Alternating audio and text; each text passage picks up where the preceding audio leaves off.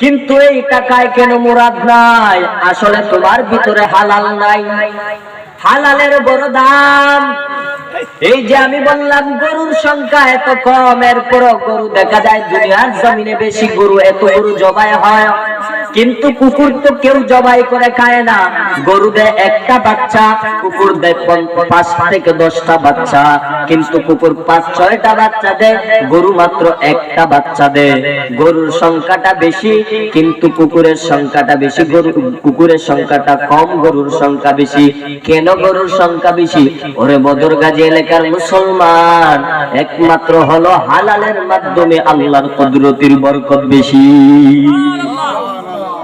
মনে করতেছে বদরগাজীর ভাই, এই প্যান্ডেল বড় ছোট্ট, প্যান্ডেলে মানুষ নাই, তোমার গানে মানুষ বেশি। ও ভাই, তোমাকে আমি কেমনে বুঝাই রে ভাই? তোমার গানের মাধ্যমে যদিও জনসংখ্যা বেশি, দেখো আমার নবী একদিন ওই জাহান্নামের মাধ্যমে চুপি দিলেন, চুপি দেওয়ার পর দেখলেন শুধুমাত্র জাহান্নামের মাধ্যমে মানুষের সংখ্যা বেশি। এত বেশি মানুষের সংখ্যা, সবাই যে জান্নাতে যাবা এটার কোনো গ্যারান্টি নাই, সবাই যে জান্নাতের মালিক হয়ে যাবা কোনো গ্যারান্টি নাই। অনুরোধ করে বলছি রে বাবা, লেপ কম্বল গায়ে দিয়ে ঘুমাইও না, এমন ঘুমাইবা তোমার কবরের পাশে রাতের বেলা কেন দিনের বেলা যাইতেও মানুষ ভয় পায়, দিনের বেলা যাইতেও ভয় পায়। পাই কি পায় না? সাপের ভয় লাগে, আমাদের শিয়ালের ভয় লাগে, দিনের বেলা যাই, দিনের বেলা এরপর এত ভয়। ওরে ভাই, তুমি কিসের পাল্লায় পড়ে আছো?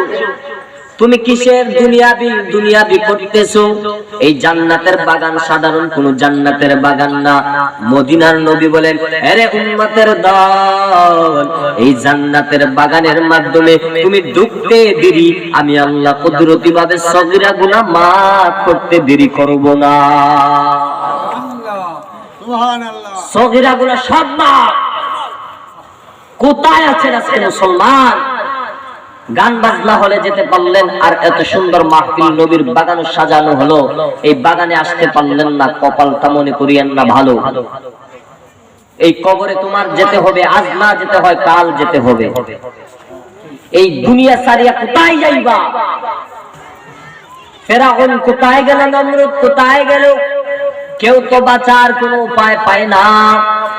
তুমি কিভাবে বাঁচবা? তাদের মতো তো তুমি হতে পারো না, ফেরাউনের মতো তো তুমি হতে পারো না, ধনাঢ্য ব্যক্তি হতে পারো না, যে ফেরাউনের জীবনে কোনোদিনও অসুস্থতা হয় না। ওরে মুসলমান, অসুস্থতাও হলো আল্লাহর একটা নিয়ামত। আজকে তুমি আর আমি অসুস্থ হলে বেজার হয়ে যাই, অসুস্থ হলে আমরা কষ্ট মনে করি, কিন্তু জানো না বান্দা, তুমি অসুস্থতা নিয়ে যদি এই জান্নাতের বাগানে আসো, আগামী কালকে দে বাঁচবা কোনো গ্যারান্টি নাই।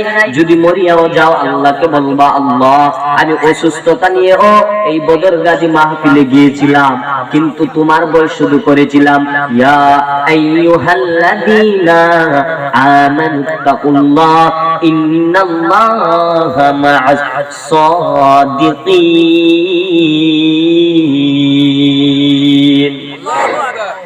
কাকে ভয় করবে? একমাত্র আল্লাহকে ভয় করবেন, আল্লাহকে ভয় করবেন। দুনিয়াবি ভয় করে লাভ নাই। দুনিয়ায় কাকে ভয় করতেছেন রে মুসলমান? দুনিয়ায় যাকে ভয় করতেছেন সেও তো তোমার আপন না। তুমি এমপি কে ভয় করো, মন্ত্রীকে ভয় করো, মেম্বারকে ভয় করো, চেয়ারম্যানকে ভয় করো, পুলিশের আসামির ভয়ে। একটা কথা জানো রে ভাই, পুলিশে জেলে যাওয়ার পরে এত পিটাপিটে একজন আসামির চৌকে পানি আসে না, কিন্তু জান্নাতের বাগানে একজন ইমাম, একজন খতিব যখন বয়ান করে, দেখা যায় আল্লাহর বান্দা কোনো কেউ মারেও না, বেতের আঘাতে করে না, হঠাৎ করে দেখা যায় বান্দার চৌকের মাধ্যমে পানি চলে আসে। ওরে আল্লাহর বান্দা, এদিকে পুলিশের জেলের মাধ্যমে এত পিটা পিটলো, কিন্তু আসামির চৌকে পানি আসে না। কিন্তু এই জান্নাতে বাগানে বসার পর আল্লাহর বান্দাকে কেউ মারলো না, দুই একটা কথা বললো ইমাম মুয়াজ্জিন সাহেব, দেখা যায় বান্দার চৌকে অটোমেটিক কুদরতি পানি চলে আসে। একমাত্র কারণ হলো বান্দার ভিতরে আল্লাহর তাকওয়া। ইয়া ইলাহি তু মেরা माबूद है, या इलाही तू मेरा माशूक है, या इलाही तू मेरा गफ्फार है, या इलाही तू मेरा सत्तार है।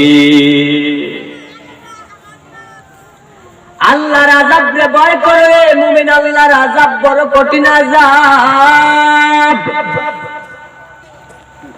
দুনিয়ার আযাবকে ভয় করিও না।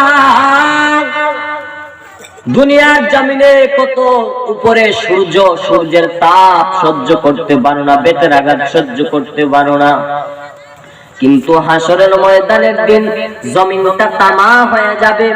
বেঈমান নাফরমানের মাথার মগজগুলো বাতের মারের মতো টাস টাস করে ফুটে যাবে, সহ্য করার মতো কিছুই হবে না। ওরে আল্লাহর বান্দা, মাও থাকবে না, বাবাও থাকবে না, ভাই বন্ধু কেউ থাকবে না।